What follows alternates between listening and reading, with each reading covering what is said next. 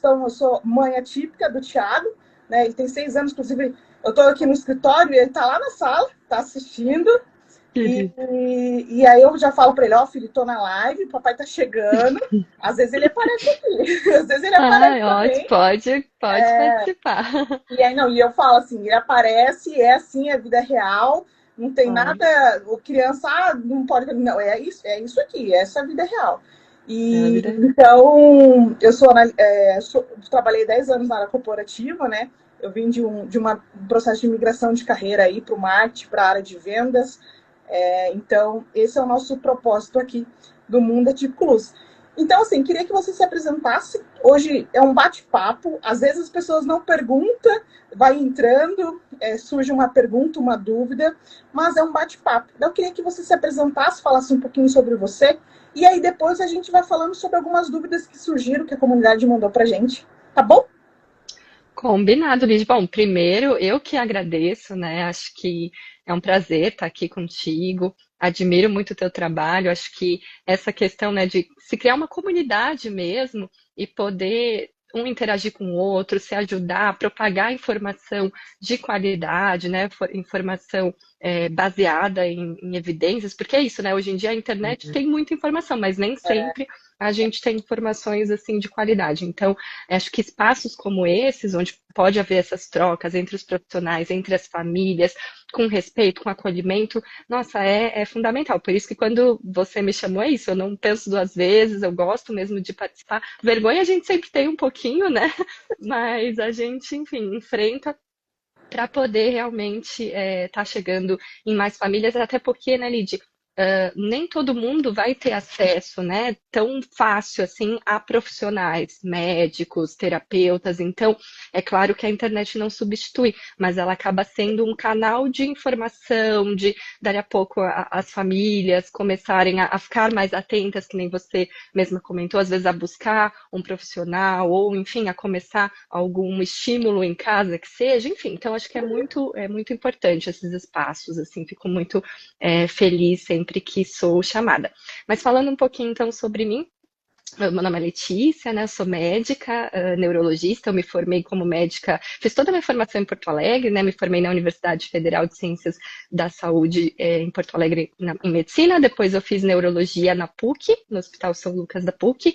Há 5 anos eu moro na cidade de Florianópolis.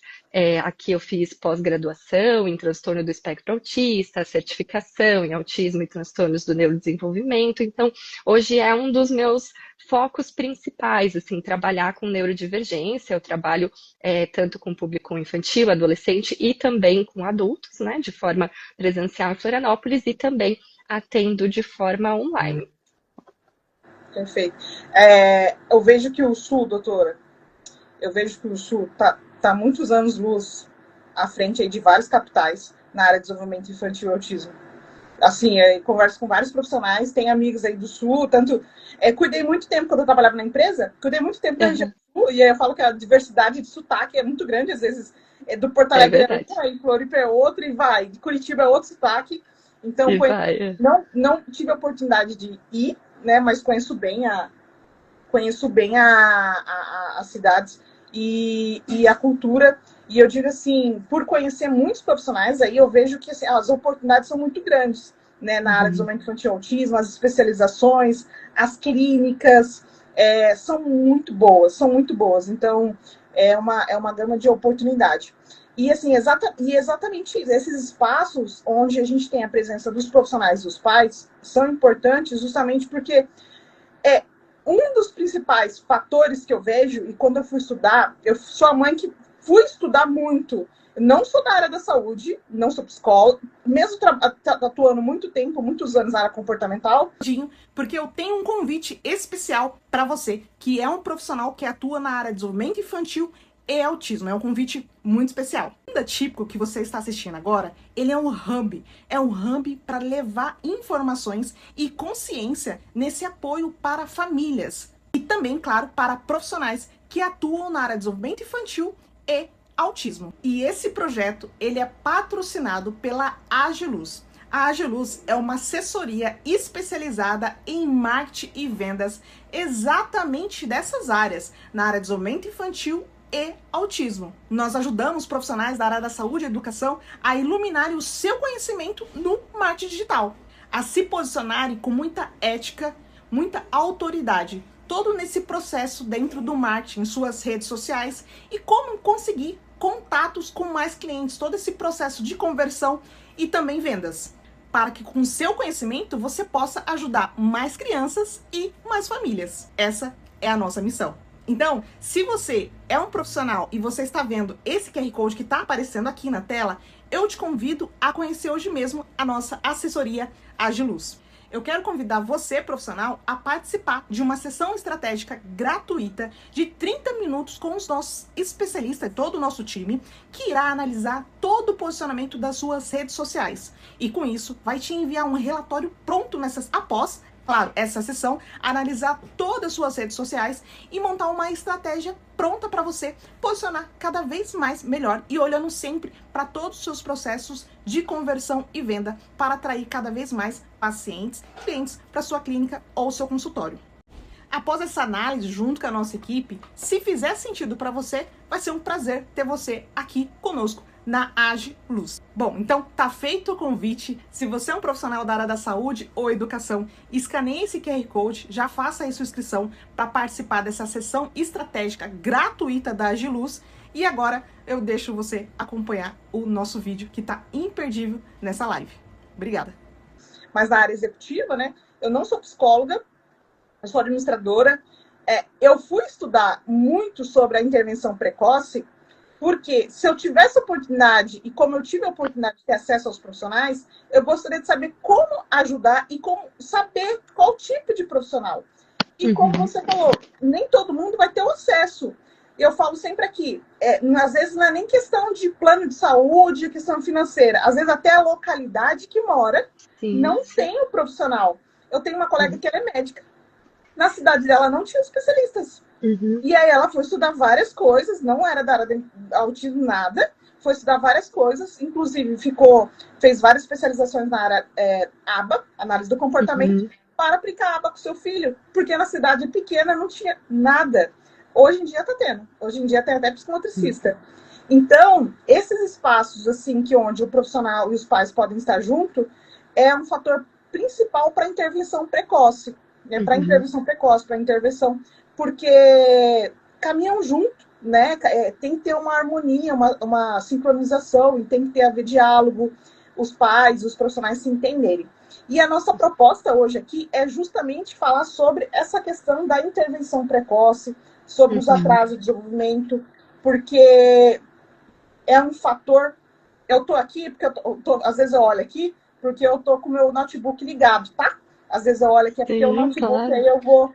Eu tô com umas colinhas aqui também, qualquer coisa a gente pra vai... Porque se fechar, eu vou indo, pego no embalo. Aí às vezes chega querendo, vou no embalo. Então, então hoje a nossa proposta justamente é para falar sobre essa questão dos atrasos no desenvolvimento infantil.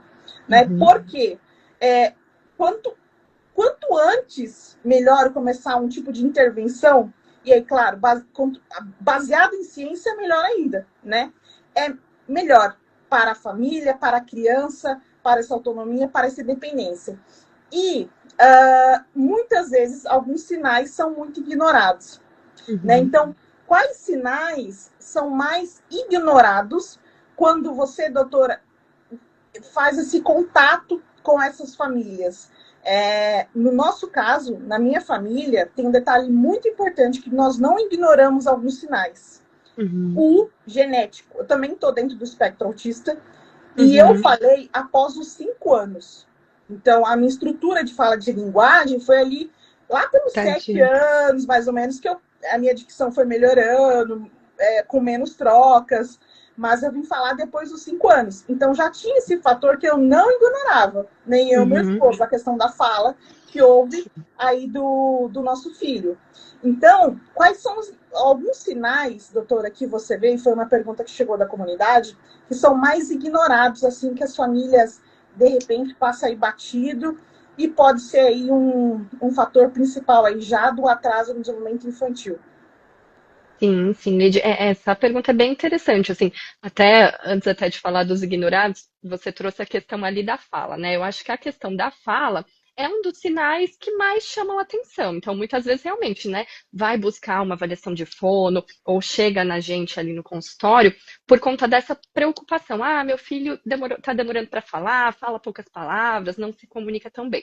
Mas aí eu acho que é importante, né, Lídia, a gente retomar ali, quando a gente vai fazer um diagnóstico. Claro que, né, primeiro, nenhum sinal isolado vai dar diagnóstico, né? Existe um conjunto de sintomas que a gente vai avaliar, mas de fato existem alguns sinais que, vamos dizer assim, são de alarme, que vão chamar atenção para que se busque uma avaliação e que a partir disso a gente possa fechar ou não determinado diagnóstico. Quando a gente está falando do autismo, a gente tem alguns critérios, né? E a gente divide em dois grupos, vamos chamar assim, de sinais e sintomas.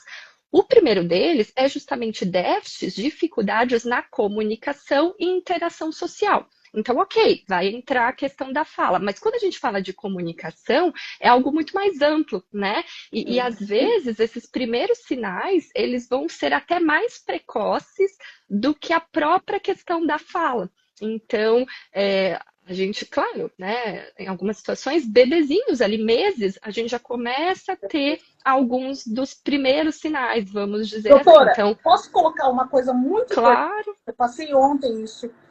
Eu acho que vai muito aí, principalmente para quem está com um filho pequeno em casa. A gente acabou de ter o uhum, nascimento do meu sobrinho, ele é um bebê prematuro, nasceu de 34 semanas. E a minha cunhada relatou em relação ao choro. Hoje ele está completando agora 37 semanas. Tem esse atraso aí, né? Muito sim, significativo, com um bebê de claro. 34 semanas. E ela falou, ele não está chorando, assim, um choro igual dos outros bebês. É o segundo filho dela. Aí eu falei, Uhum, tá bom, ele é um bebê prematuro. Só que o que me lembrou? Minha mãe, quando foi visitar o meu filho, Thiago, ele nasceu de 41 semanas, um bebê grande e tudo mais. Ela chegou em casa e falou assim, doutora, não, parece que tem uma criança em casa. Aí eu falei, como assim, mãe? Não, ele não chora. Você não percebeu isso? Eu falei, claro que não. uhum, Primeiro filho. sim. E aí eu lembrei disso. Eu liguei, mãe, como que foi? E foi a única criança que você viu, assim, na família? Ela falou, sim, filha. O Thiago foi uma criança que eu não via que chorava. Eu ia te visitar, eu não vi ele chorando. E aí você falando isso agora, vem tudo a calhar com esse fato. Vai juntando, né? Uhum. Já era algumas coisas na hora de mamar, um pouco olhava, mas era pouco, ele não ficava, ele não sustentava o olhar. Exatamente, Lígia. Então, né, são alguns sinais. Realmente a criança, aquela, que nem tu comentou, é muito boazinha, né? Muito Chora bom. muito pouco. Isso pode ser já uma dificuldade de interagir com o meio, né? A questão ali do contato visual, então, na mamada, né? Na alimentação. Aquela criança ali, a partir dos 6 meses, a gente já começa a ter o desenvolvimento do sorriso social, né? Aquela criança que sorri em resposta aos estímulos, ao rosto. Então, aquela criança que dali a pouco sorri pouco, não tem muita variação ali de expressões. Isso já chama, às vezes, um pouquinho a atenção. Depois, claro, vem a questão da fala ali, da comunicação, né? Criança que balbucia pouco, que, enfim, tem um atraso significativo na fala, no desenvolvimento ali das palavras, da comunicação. A interação realmente da criança com os pares que a gente diz, então, com outras crianças, então, crianças que se isolam, né, que não procuram tanto, às vezes, vai num parquinho, ou mesmo na escolinha, acabam não brincando tanto com as outras crianças, ou se interessando, às vezes, mais por objetos do que pelo contato humano, né, questões assim de um brincar diferente, um brincar não funcional, aquela criança que sempre, então, ao invés dela brincar, ela fica enfileirando os brinquedinhos, ou ela fica só rodando de uma forma repetitiva. Então, esses são alguns sinais que, né, que eu falei, de forma isolada, podem ser só características, mas quando a gente olha num contexto, pode sim significar dificuldades ali relacionadas a um possível autismo. Então, o grupo A, né, que a gente estava falando, era justamente das dificuldades na interação. O grupo B é o que a gente chama dos padrões restritos e repetitivos de comportamento. Então, aqui a gente pode ter, por exemplo, as estereotipias, né, Lídia, que são movimentos mais repetitivos. Então, a criança que fica se balançando muito, fica girando no próprio eixo, sem, né, muito motivo, fica girando ali rodinha do brinquedo.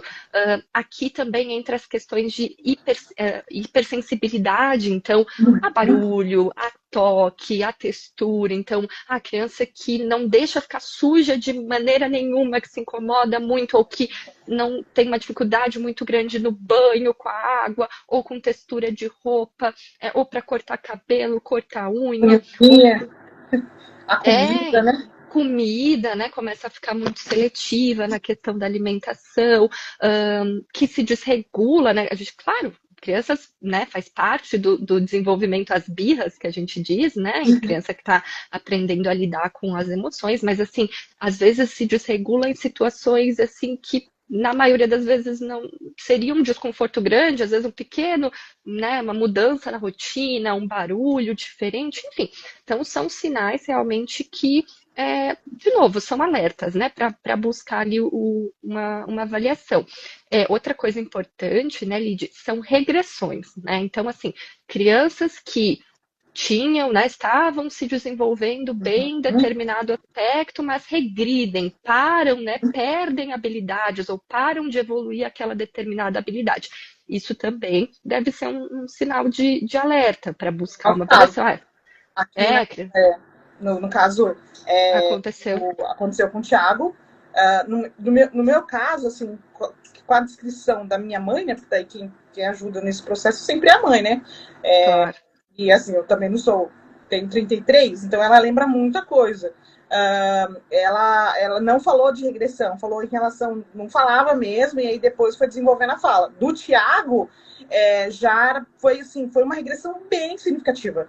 Foi um ano e 4 meses, 1 ano e 5 meses, geralmente nesse período mesmo, né? Que é Sim. relatado, essas podas que acontecem. Então, foi bem significativo em relação à fala, à questão social. Então, foi vários aspectos. Foi mais ou menos assim, quando a gente estava acendendo alguns alertas. É engraçado, porque e eu gosto de falar, assistia as lives com os profissionais, via algumas coisas no YouTube, e a gente falava, viu, meu esposo, mas não, ele não faz tudo isso. Ele não roda, ele não gira em torno do eixo. Aí ele começou. Foi assim, ele começou, parece que a gente começou a estudar, começou a observar mais, e ele começou a apresentar mais características. E eu acho que um erro muito grande, às vezes, que os pais que não têm acesso a esse tipo de informação, é achar que, de repente, tem que aparecer, a criança tem que ter todas as características do espectro autista, né? E a gente tinha não tinha informação, né? Essa ignorância por não ter acesso à informação mesmo, não sabia que era autismo, não convivia com ninguém perto. Então, quando a gente começou a estudar, a gente começou a perceber essa regressão, começamos a perceber essa mais característica aí para até na hora de fechar o diagnóstico com a neuro, foi muito mais fácil, doutora. Foi muito mais, porque assim, eu já fui calista. Eu já fui, ó, tá fazendo isso, tá fazendo aquilo, isso também, isso. Aí eu até brinco, eu falo, olha, se eu não sair de lá com laudo, eu falo, doutor, não é possível, porque O que tá acontecendo?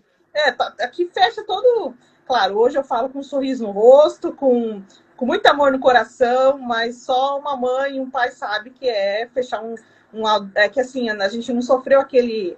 Você sofreu um baque. Não, eu já sabia, eu já saí do consultório sabendo. Foi antes, o meu processo foi na escola, realmente, quando a escola convidou e falou: olha, ele não está interagindo, ele não está socializando ali, foi um baque, não foi nem de fechar diagnóstico. Sim, sim, é. E é bem o que você comentou, assim, quanto mais às vezes a pessoa estuda e tal, mais também ela vai conseguindo perceber esses sinais, porque tem sinais realmente que são mais sutis, e que se você não está atento, às vezes os próprios profissionais, né? Tem profissionais que avaliam a criança e que, enfim, se não são especialistas, se não estão por dentro da área, podem passar alguns sinais despercebidos, assim, mas é importante, eu falo assim, a gente tem que sempre valorizar as queixas, as demandas das famílias, né? Porque, é que nem tu comentou, estão ali no dia a dia, estão vendo aquela criança.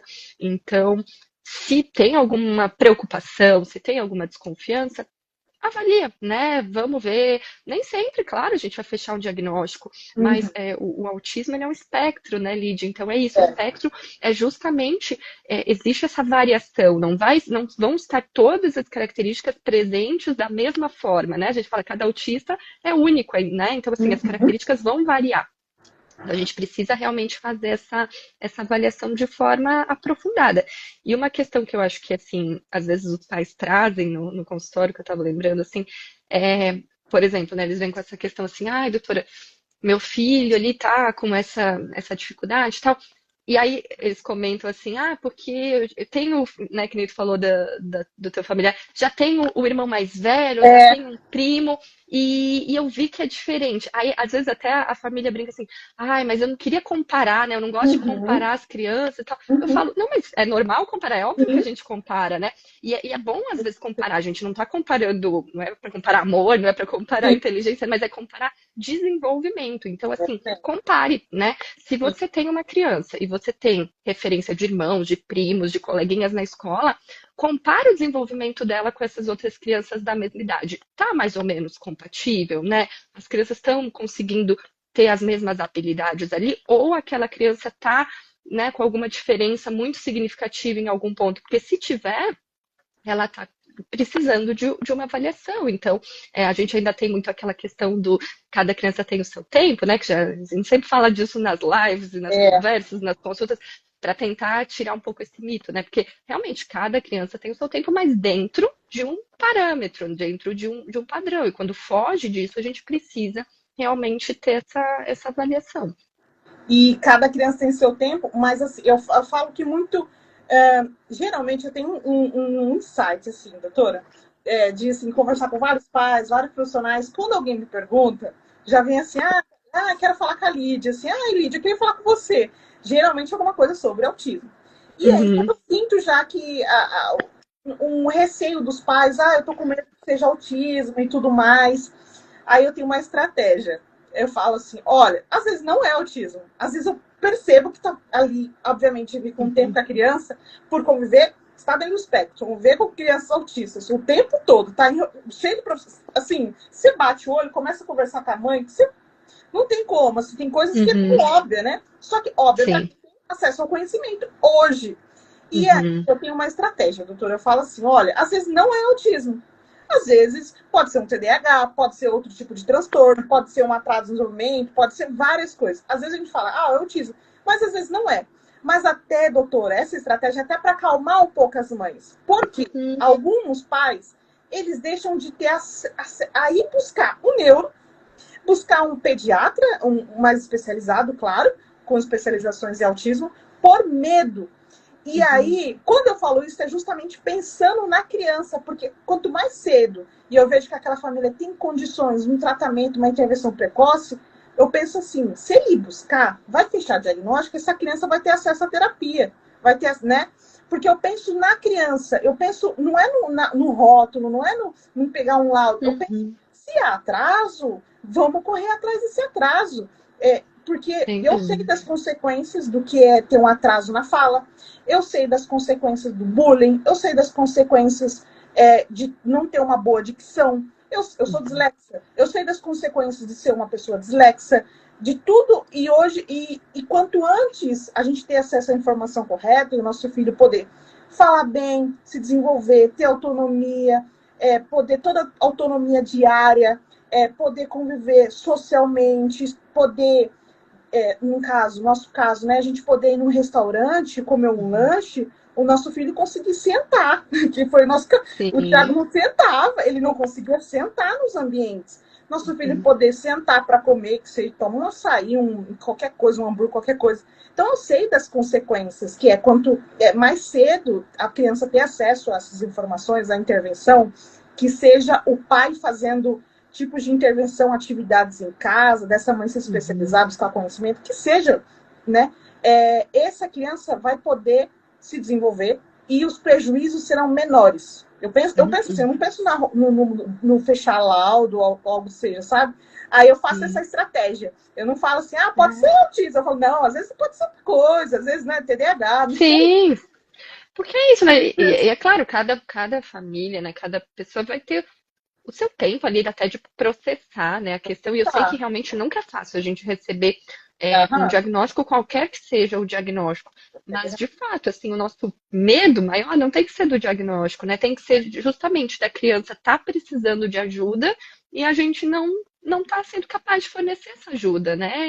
E o que tu comentou, assim, da intervenção precoce é fundamental, porque a gente sabe, né, enfim, inúmeros estudos que quanto antes a gente começa os estímulos, as intervenções, melhores são os resultados, né? Um cérebro que ainda vai ter, né, muito desenvolvimento, muita formação de conexões neurais e sinapses, então a gente consegue estimular precocemente o cérebro de uma criança, ele tem, né, o que a gente diz da neuroplasticidade muito mais acentuada do que de um adulto e do que de um idoso, né? Então, realmente a gente conseguir começar isso quanto antes, a gente está dando oportunidade de minimizar justamente esses prejuízos, de ajudar nesse desenvolvimento, porque é isso, né, Lídia? É muito comum a gente ouvir assim, mas fulano também teve essas questões, né, numa época onde a gente não tinha tantos recursos, tanta possibilidade de diagnóstico.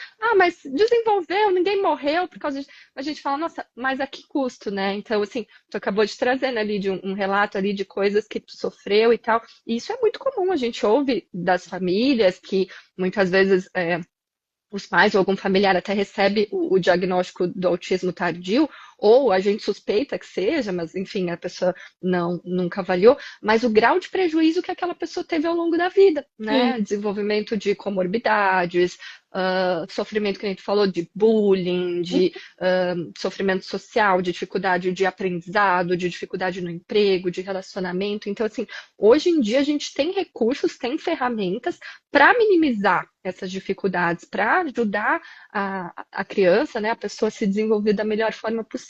Então, por que não ir atrás disso? Realmente, nem sempre vai ser autismo, né? Existem outros diagnósticos. Às vezes a gente não consegue realmente fechar um diagnóstico numa primeira avaliação, porque não tem, enfim, critério suficiente, porque vai ter que acompanhar. Mas eu falo, a intervenção, quando ela está indicada, ela nunca vai trazer um prejuízo. Pelo contrário, independente, mas e se não for autismo? Não vai ajudar da mesma forma, se eu estou com um atraso de fala, por exemplo, né? Mas que não tem ali outras questões para fechar diagnóstico de autismo. Mas, poxa, vamos lá, vamos começar uma fono, vamos estimular, isso já vai trazer um benefício muito grande. E se for autismo, mais ainda, né? Porque realmente já está documentado que essas intervenções vão ser fundamentais para a gente ter uma evolução melhor do quadro, né? E eu acho que, assim, como família, assim, como mãe, tem uma coisa que eu acho que foi fundamental para nós. Primeiro filho, no caso do Thiago, né? Primeiro filho, não tinha criança em redor, próximo, foi período da pandemia ali, todo Muito mundo em difícil. casa, não podia ter um babá em casa. Eu fazia processo seletivo, um período que ainda, logo que nós estávamos entrando na pandemia, eu fazia processo seletivo, e aí o Thiago estava no meu colo. Era assim, ninguém podia. Se vira no que dá. Né? E aí ele ficava assim, eu tenho as fotos, ele mexendo num papel, ele foi crescendo, mexendo num papel, mas ele bebê, 7 meses, amamentando, eu abaixava assim a câmera, eu tava amamentando, eu tava na reunião, era assim a nossa vida. E aí, e foi crescendo e tudo mais. Nesse período, ele foi para a escola, mesmo em pandemia, justamente por conta do atraso na fala, eu falei, pode ser que ele tenha atraso na fala, eu quero que ele tenha interação com outras crianças. E nós fomos assim, muito conscientes, arrisco, mas eu quero que ele tenha interação com crianças, e pela minha saúde mental, eu não consigo trabalhar e cuidar de uma criança de 1 ano ao mesmo tempo. Eu não consigo. Não liberou a escola, ele foi para a escolinha, pelo menos meio período. E foi logo quando eu busquei também um novo pediatra, um novo médico. Porque eu falava algumas coisas e ele falava que estava tudo bem. E eu falei, olha, eu não sinto confortável só com esse tudo bem. Eu quero ajuda de uma avaliação de uma outra médica, uma médica. E aí eu falei, não, eu quero uma médica. E eu busquei uma médica, a doutora Adri. E foi muito legal que na primeira consulta, e é aí que eu quero chegar ao ponto, que às vezes não é a criança, mas sim é o ambiente. Primeira consulta, a doutora não falou nada de diagnóstico, nada. Não falou nada. Ela só queria saber que horas que o Thiago estava acordando e dormindo. Ah, Uhum. doutora, a gente está voltando à musculação, meu esposo tentando, né, cuidando da saúde mental e também tentando voltar à atividade física. Ele está indo dormir tarde, depois das 10 mais ou menos, e foi muito sincera, depois das 10. Ela, não, ele tem que 8 horas, tem que estar na cama. Foi, mas, doutora, como assim? Como? E nessa rotina nossa, a gente está tentando. Ela, não, tem que dormir cedo, acordar cedo, deixa dormir um pouco mais, né? Mas digo cedo, não fica acordando 11 horas, 10 horas. E a Sim. primeira coisa que nós fizemos, nós mudamos a rotina da nossa casa.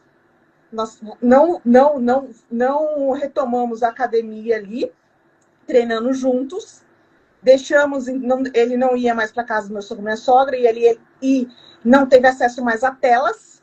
Uhum. Então, aí nessa conversa com os avós, olha, quando ele estiver aqui, não é para ligar a tela para ele, não é para dar o celular. E foi um processo, e a gente fez um processo de desintoxicação de telas com ele. Uhum. Então, a primeira coisa ali não foi observar o Thiago em relação ao transtorno e tudo mais, mas foi fazer pequenos ajustes no ambiente.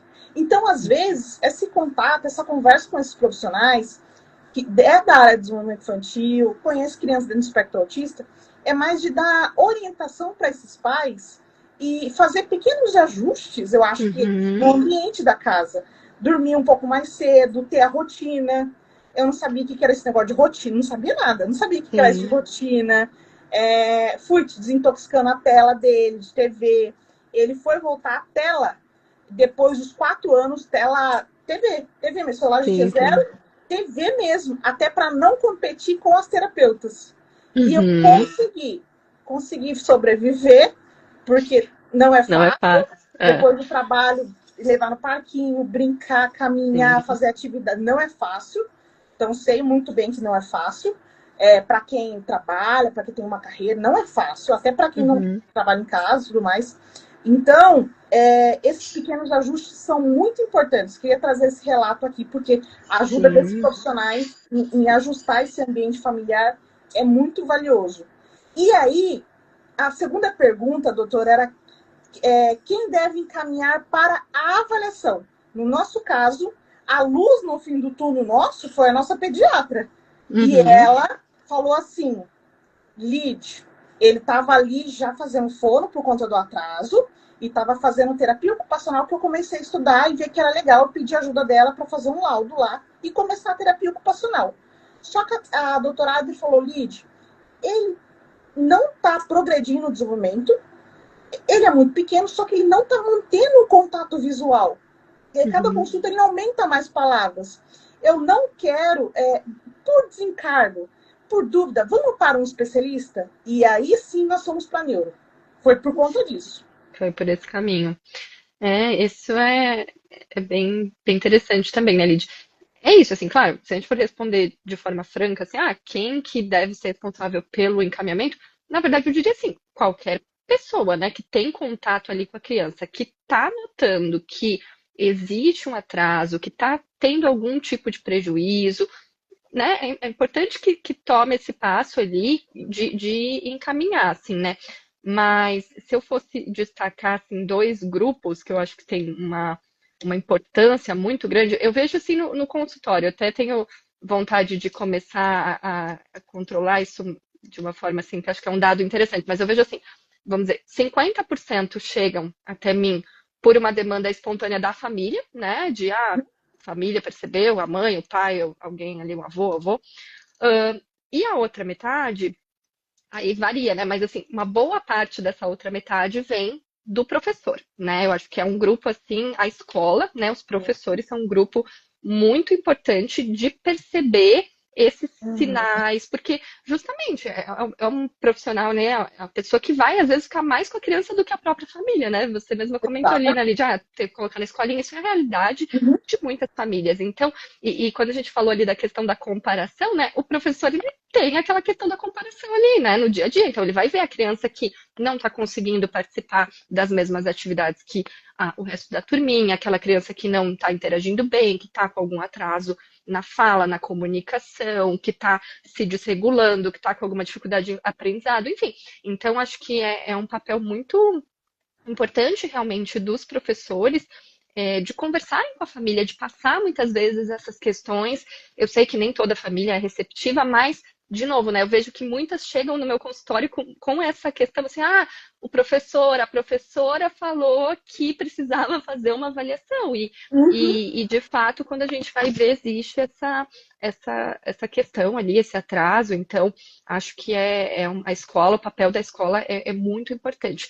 E o outro profissional, acho que realmente o pediatra, né, Lídia? Porque o pediatra, ele é essa porta de entrada. A família muitas vezes vai ter um contato próximo, vai estar indo ali com uma certa frequência. E o pediatra, ele é, né, o profissional que avalia o desenvolvimento. Tudo bem que ele é o profissional que avalia o desenvolvimento típico, né? Mas ele precisa, por conta de avaliar o desenvolvimento típico, saber também identificar quando tem alguma coisa fugindo um pouco do que seria o esperado e saber orientar essa família. Então, eu acredito assim, mesmo que o professor e o pediatra não sejam assim, não vão se especializar na área, né? Tem profissionais ali. Hoje em dia tem muitos pediatras que são especialistas em neurodesenvolvimento, mas tem outros que dali a pouco não, né? Mas assim, o básico ali, realmente saber identificar e saber olhar esses sinais mais sutis que a gente estava falando ali no início, é muito importante, porque senão realmente acaba às vezes passando e aí quando vai, né, a criança já mais velha já está com prejuízos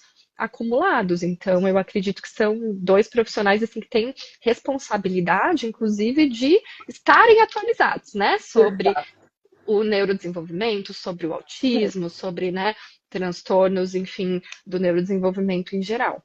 Estarem muito atualizados. Eu tô tentando. Você está falando aqui, eu estou tentando lembrar o nome e não vem na cabeça.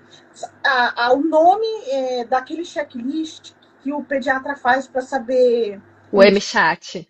Isso. E aí, eu fui num.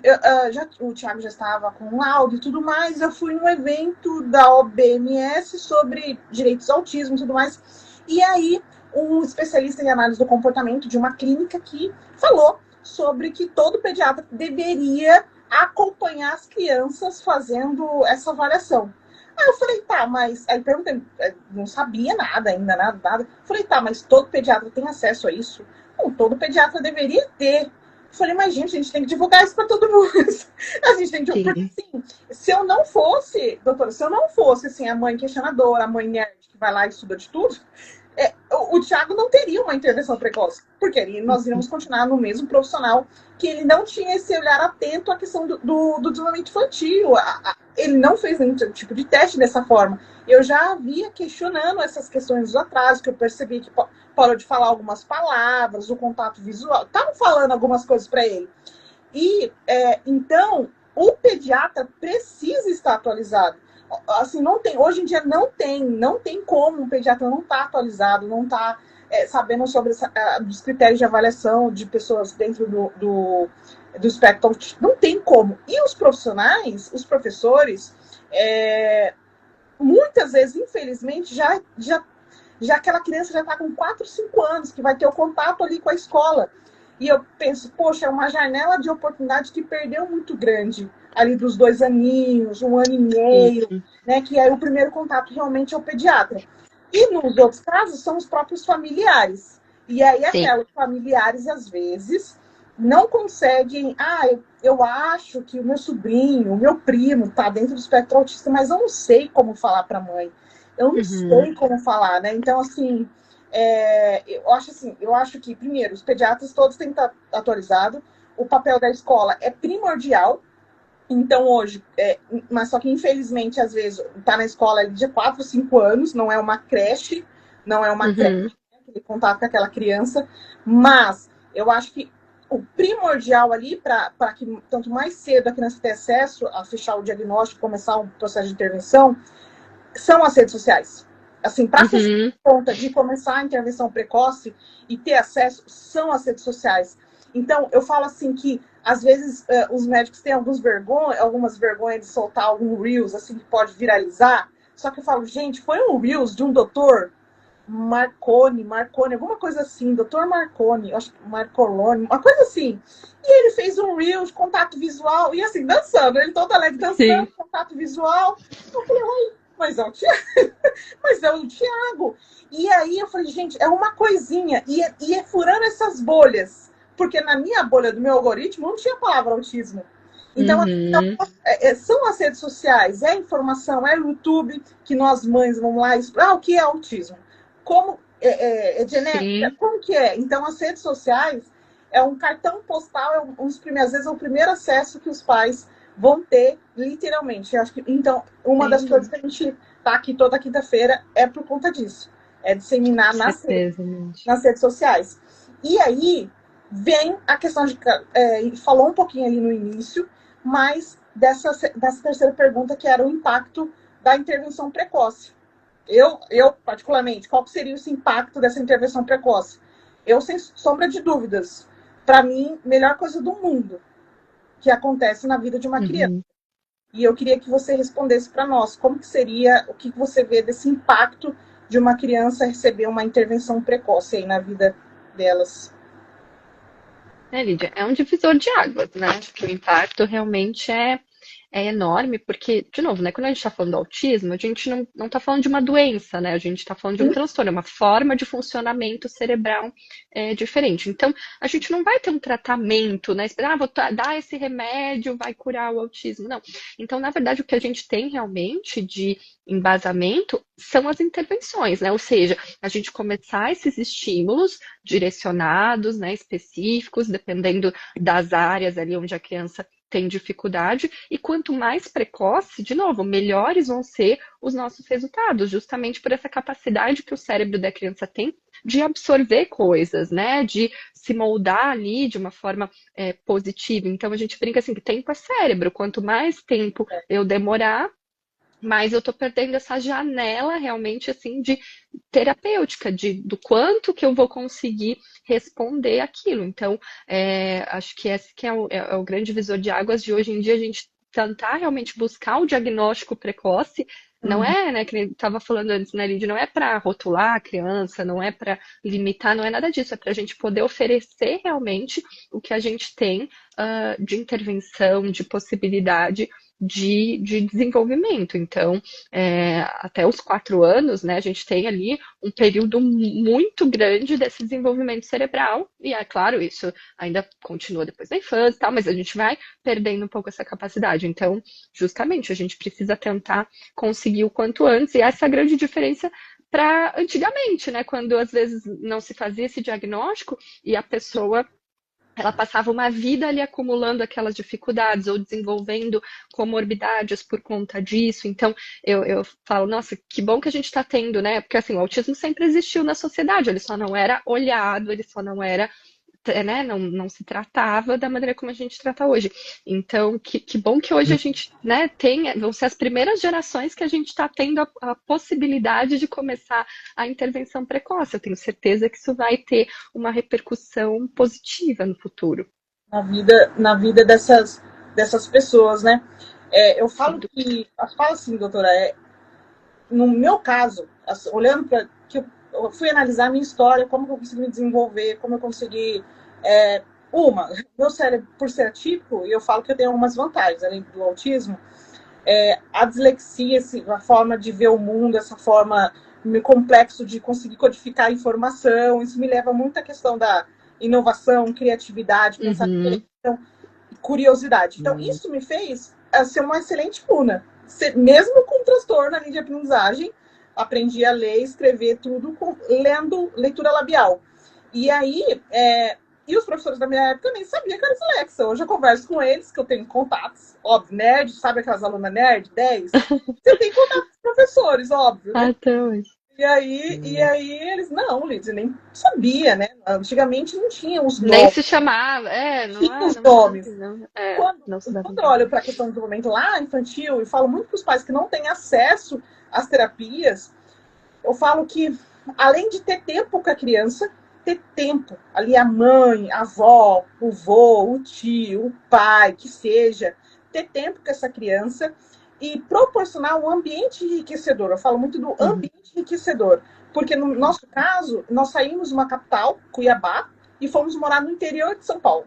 Então lá, além de eu ter uma avó que eu falo que ela é analista do comportamento, sem ter estudo nenhum, a minha avó não Uhum. tem estudo nenhum, e Acredito. ser uma analista do comportamento de perguntar, o que é isso? Me fala.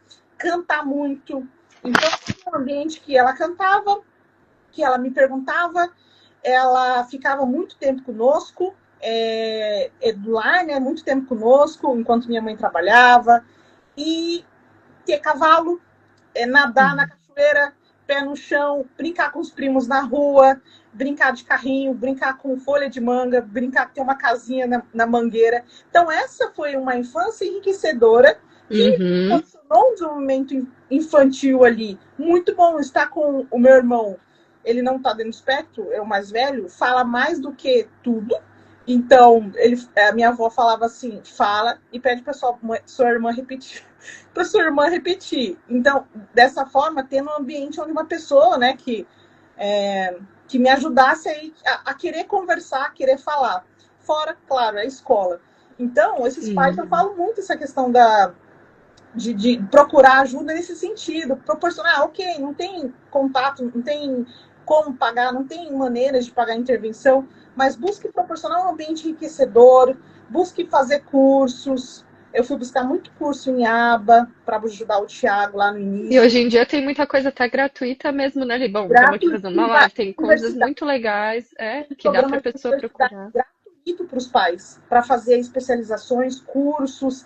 Então, assim, e nada mais do que o amor, sabe, doutor? Eu falo que o amor é o amor do professor, que quer ver o aluno se desenvolver, que senta com, sabe, vai encontrar maneiras que faça que aquela criança, que aquele aluno que não aprende da forma típica, possa aprender. Então, eu falo que Uhum.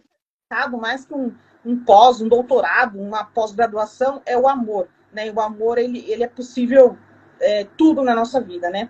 Então, mas assim, famílias e famílias, esse olhar que os profissionais precisam ter com as famílias também é muito importante, né? A gente fala bastante aqui sobre esse olhar, então, que cada caso é um caso, cada família aceita de uma forma, mas a gente está ali para ajudar os nossos filhos, né? Doutora, caminhando para os finais, até por respeito à nossa hora, e as pessoas que vão entrando, geralmente eu falo, ó, manda pergunta, que chega aqui e não faz pergunta. E aí, mas depois, claro, os pais que a gente está no período de semana do carnaval, e aí até Verdade. não fomos no bloquinho, ninguém foi no bloquinho, nada, Hum, trabalhando normalmente, e fico feliz por você ter topado nessa semana também. E aí claro. alguns pais poderem entrar também, que estava em viagem. E o que eu faço uma pergunta, doutora? E claro, fique à vontade se tem mais algum aspecto que você gostaria de acrescentar, mas eu faço uma pergunta para os profissionais que vêm aqui, para a gente conhecer um pouquinho dos profissionais. Eu falo que aqui é um mundo diverso, né? Um mundo atípico com acolhimento, um mundo pensando nessas famílias, um mundo de respeito, um mundo de informação, com bastante profissionais que estudam muito. Então, é um mundo muito diverso, que tem muitas coisas desse mundo nosso. E a pergunta que a gente faz para o profissional, que eu faço, se você teria o mundo da doutora Letícia, o mundo fictício, que de repente você gostaria de ter agora, o seu mundo, ou o mundo que você gostaria de deixar para você, para sua família, o que não poderia deixar de ter nesse mundo, algo que seria fundamental para esse mundo existir, seja ele agora, ou seja o mundo que você gostaria de deixar para a sua família. O que não poderia deixar de ter.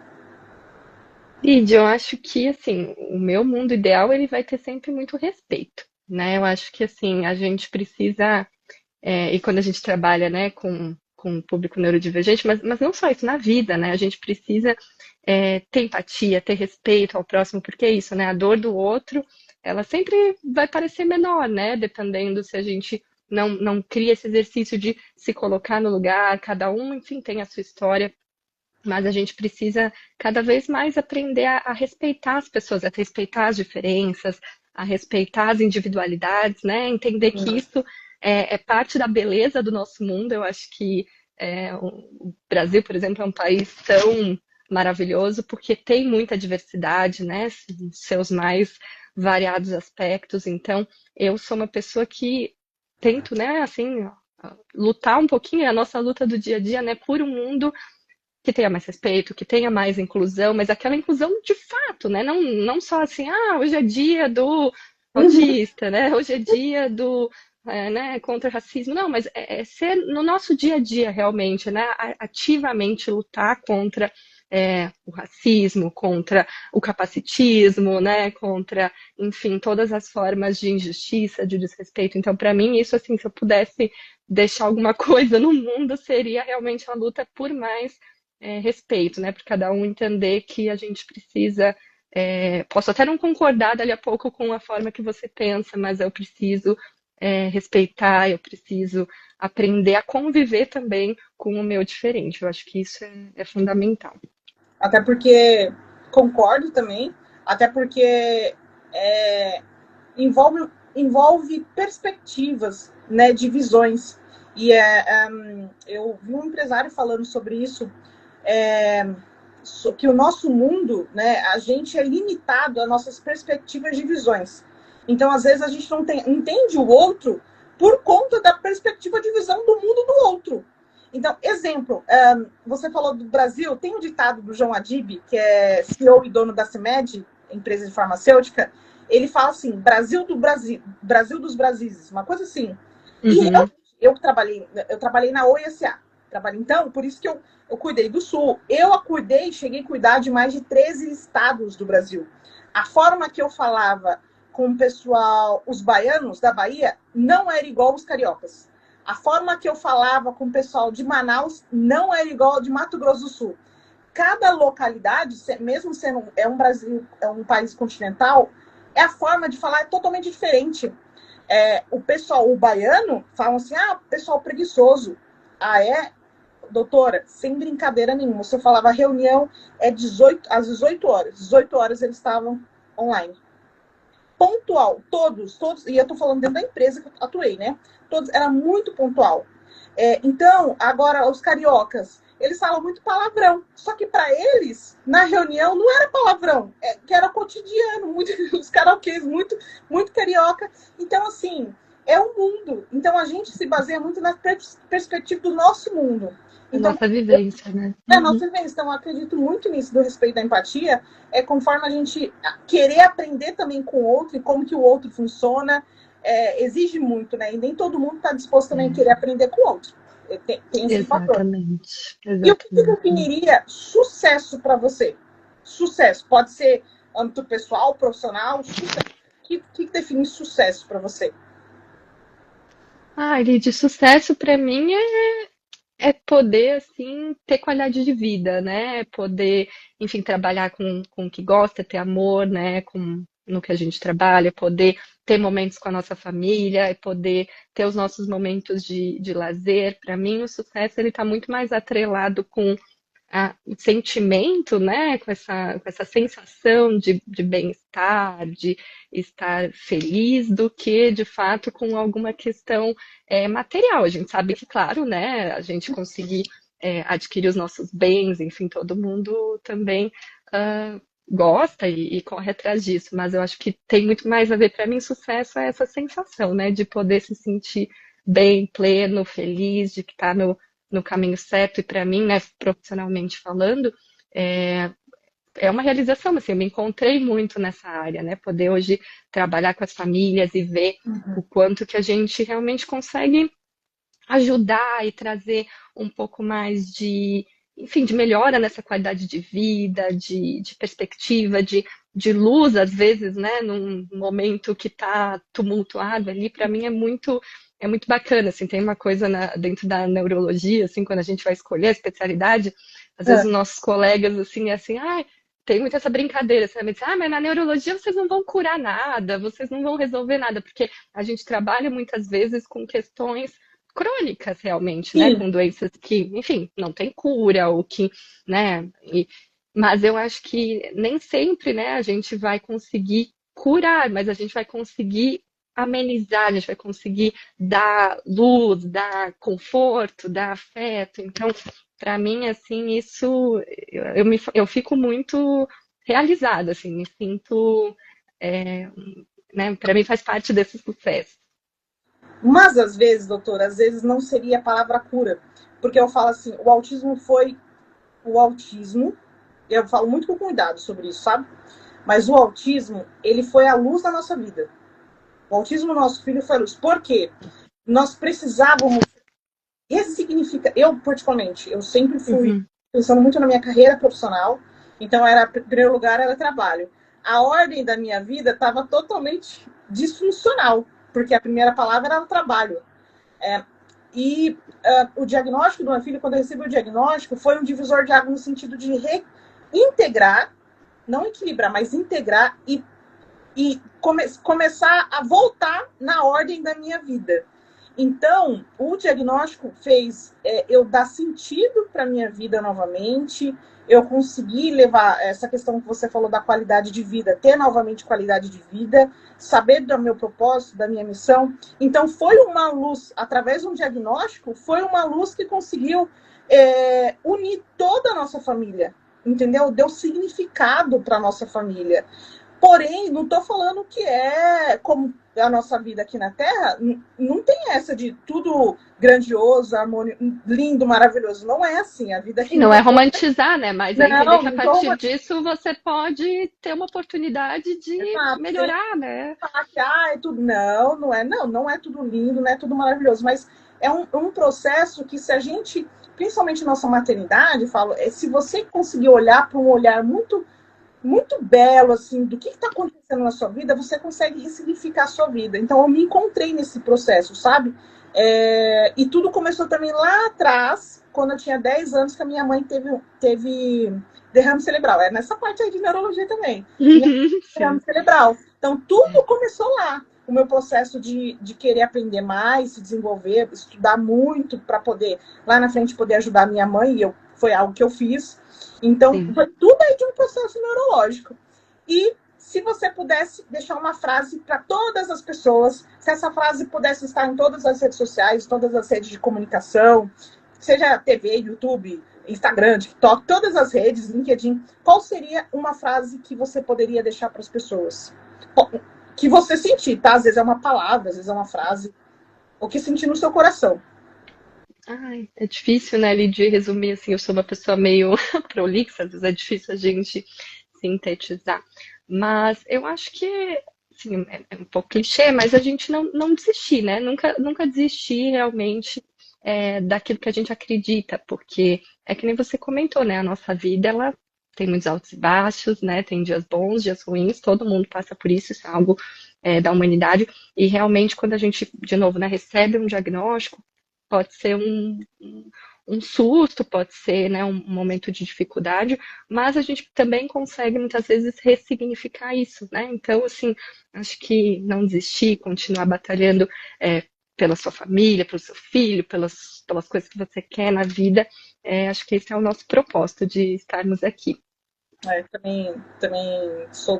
Também concordo, sou dessa também. Tem tudo um porquê aqui nessa terra. Sim. Doutora, eu queria te agradecer, queria te Ah, eu que agradeço. dar a voz para você finalizar. Nós falamos, você ter a oportunidade de falar. Então, eu queria te agradecer. Queria que você deixasse suas redes sociais, como as pessoas podem te acompanhar, porque as pessoas que entraram aqui também ficam muito felizes. E também vai ter acesso a tudo gravado, cortes do YouTube, aqui no Instagram. Vão poder assistir, porque foi valioso, muitas informações, muito esclarecedor, que eu tenho certeza. A gente quer muito atingir várias pessoas, né? Mas a gente ajudando uma vida, duas vidas, que seja, já é valioso para a gente através do nosso trabalho e informação que a gente traz aqui. Então, queria te agradecer esse seu tempo. Eu vejo que você tem muita clareza do propósito que você encontrou na sua profissão, porque reflete o impacto que você traz na vida das pessoas. Então, quando você fala qualidade de vida, o impacto que você pode ser de luz é isso que você vai trazer também para as pessoas, né? Melhorar a qualidade de vida através de informação, de direcionamento, que às vezes as famílias ali não têm, né? Naquele momento. Então, fico muito grata, que Deus te abençoe, que Deus te ajude cada vez mais na sua profissão, sua família, que dê muita saúde. E estamos aí à disposição. E para quem que vai assistir conosco, não esquece de seguir a gente nas redes sociais, no YouTube, no Instagram, @MundoAtípicoLuz, que a gente toda quinta nós estamos aqui. E queria que você falasse em suas redes, falasse coisas aí que de repente a gente esqueceu de falar. Ah, Lídia, só agradecer, né, mais uma vez, acho que, de novo, né, falei ali no início, mas reitero, assim, que eu admiro muito o teu trabalho, Agora, mais ainda, né, sabendo um pouquinho da tua história mais a fundo, é muito legal a gente ter esse momento para conversar, que nem você falou, se a gente consegue ajudar uma pessoa, já valeu, né? Então, que a gente possa ser realmente luz, que a gente possa ser, enfim, fazer bem ao próximo, acho que esse é o nosso também propósito de estar aqui. Então, obrigada de novo. E quem quiser, né, continuar me acompanhando, tiver alguma dúvida, alguma questão, o meu arroba aqui nas redes é Neuroletícia. Ali também tem, enfim, informações para consultas e outras informações nesse sentido. E obrigada. Doutora, você faz consulta online? Faço consultas Ah, online também. perfeito, perfeito. Meu tá, Presencial em Florianópolis e online. perfeito. Para todo o Agora Brasil. pode, né? Agora, graças a Deus, acho que avança aí depois da pandemia, muita coisa mudou, né? Antigamente era só presencial, não tinha telemedicina. Sim, sim, é verdade. E assim, principalmente dentro dessa área ali do neurodesenvolvimento, a gente tem formas de fazer essa avaliação online e manter né, uma qualidade, enfim. Então é uma opção, né, às vezes, para essas famílias, que nem a gente estava comentando, que às vezes moram em locais onde não tem tanto Então, acesso, não tem tanta disponibilidade. Então acaba sendo uma ferramenta útil também. porque não tem, às vezes a cidade não tem nenhum profissional que possa ajudar aí com laudo, precisa tanto de um laudo. Bom, Sim. doutora, muito obrigada, que Deus te abençoe. Obrigada, Uma Lid. boa noite. E a Você gente se encontra, também. Obrigada. então, tá bom? Gente, boa noite, Deus abençoe. Até quinta-feira que vem, tá bom? Beijo, tchau, tchau. Tchau, boa noite. Obrigada, tchau, tchau.